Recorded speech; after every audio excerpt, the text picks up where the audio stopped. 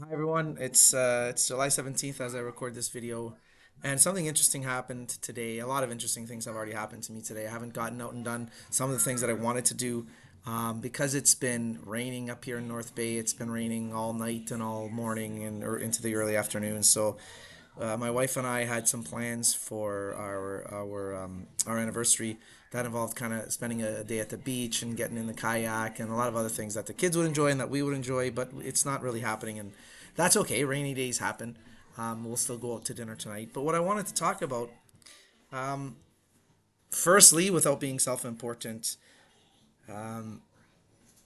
we have brothers and sisters, and we have parents. I don't, my dad has passed, but we have both of my wife's parents, and we have my mom, and again we have siblings. I have two brothers. My wife has a brother and a sister, and we have friends, and there's a whole lot of things, and we got one happy anniversary, which is fine. I know it sounds a little bit wah. I'm not a victim of anything here. It's just it just reminds me that milestones and life experiences and all that, they matter, and it shouldn't require you to post on social media for the people, like maybe my hockey buddies or whatever that might have been at our wedding and stuff. I mean, I don't expect them to know. I really don't. But maybe your siblings or maybe your parents, for Pete's sake. But what are you gonna do? But it does leave me reminded that, like, where it's at, where it's at, ironically or maybe paradoxically, like, pushing back on the pop psychology of the day, where it's at, what life's about to me, and maybe you can disagree with me, is caring, giving a shit about others. I don't expect a gift. I don't expect anything, which is what I got, I guess. But I mean, it's an acknowledgement, and it's not only about today being an anniversary. It's our 15-year wedding anniversary. Okay, but it's about just an acknowledgement, and I know that most importantly it should be me acknowledging this day with my wife, and we are, and we're working on acknowledging that.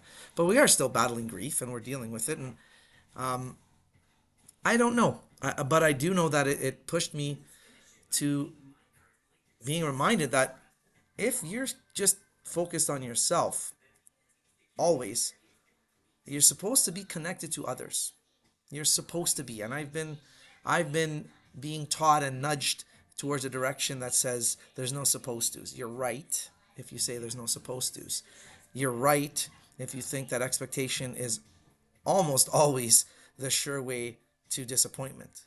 All those things are true.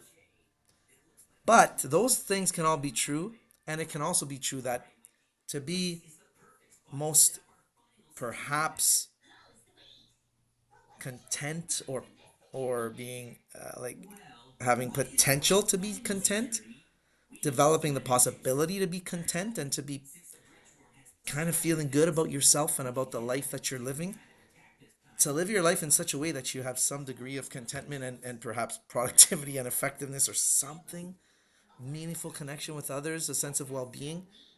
You have to go outside of yourself, and to go outside of yourself means to know and acknowledge certain days, and that's a thing, and it's okay. Anybody who doesn't know a specific day, if you forget birthdays, if that's just in your nature and whatever else, of course. But my feeling is that far too many of us are just hyper focused on ourselves, hyper focused on ourselves. And you'd be right if you said part of me making this video is having a sense of hyper focus. You're right, because I'm focusing on me here. But but this is becoming kind of gobbledygook here, because being other focused, being able to go outside of yourself, is the only route to something that could resemble contentment. That's all.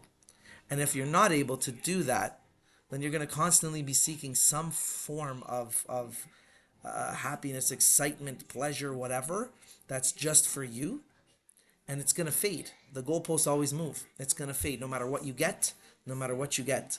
It's always going to fade.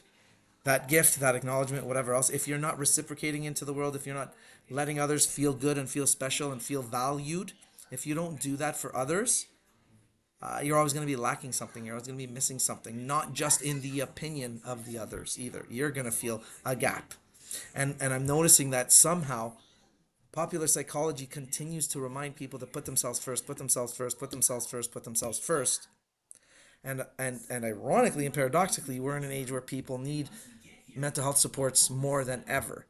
Could it be that the lack of genuine connection and the complete inflexibility and the complete focus on ourselves actually is leading to cycles of needing the mental health supports? Could it be that genuine connection is the real answer? So I don't know. Maybe it is, right? Maybe it is. Like we're doing, my wife and I were doing these blood drives, and we're doing this team of, that's around giving for others and giving to others as a direct response to the unconditional love that our son Jean Paul had for everybody. He brought out the best in everybody. Quite frankly, the world without him, I'll just say that, the world without him, of course, from my very biased perspective, is a world with much less love in it.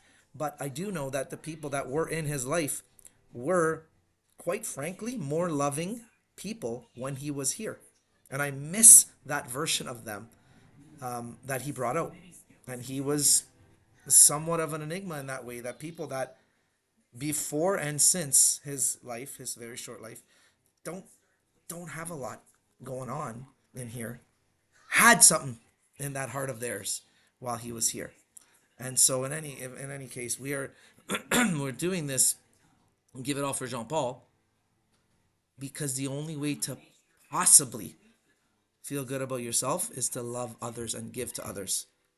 Not to the point of being a doormat, not to the point of being resentful that you're being taken advantage of, but certainly enough to know somebody's special days and maybe acknowledge them. Certainly enough to sign up to be part of a blood drive if you're able to donate. I know lots of people aren't. Certainly enough. So all over the place, rant and rave and whatever else, but being centered on others is actually where it's at.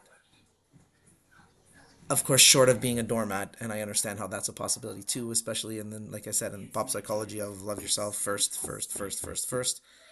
Again, I'll say it, and I'll say it till the cows come home. I don't know very many people that need to be told to put themselves first, but I do know a lot of people that need to learn how to have a connection with others, how to care enough about others to give, just to give a little of themselves.